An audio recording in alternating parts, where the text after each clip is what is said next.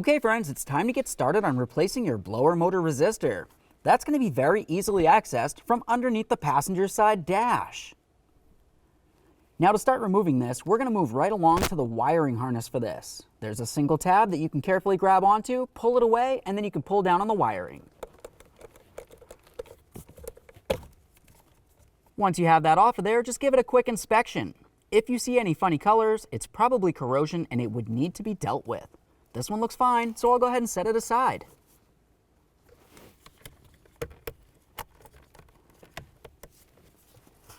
The next thing we're going to do is start dismounting this from the box.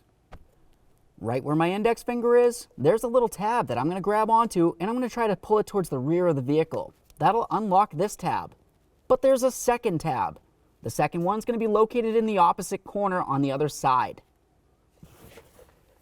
I'll just carefully try to pry that apart and pull it down.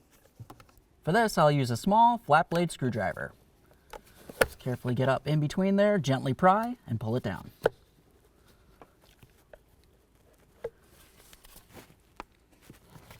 Now I'll reach along the backside and I'll do the same. There it is, friends. All right, now it's time to install our brand new blower motor resistor. While we're putting this in place, you want to make sure you have this area, which is where the connector is going to be, facing towards the rear of the vehicle.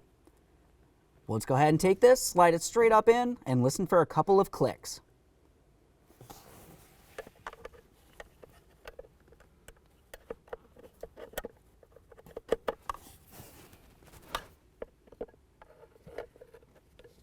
There we are.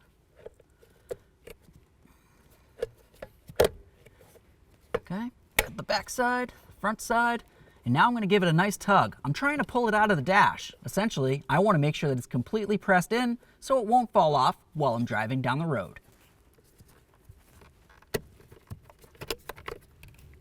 Now, once you're sure it's secured, continue on with your electrical harness. We're going to line this up, press it in, and listen for a click. There's my click. Once again, I'm going to give it a tug. All right. Okay friends, we finished installing our blower motor resistor. The last thing that you need to do is go ahead and put the key in the on position. Make sure you test the blower motor on all speeds. Thanks for watching.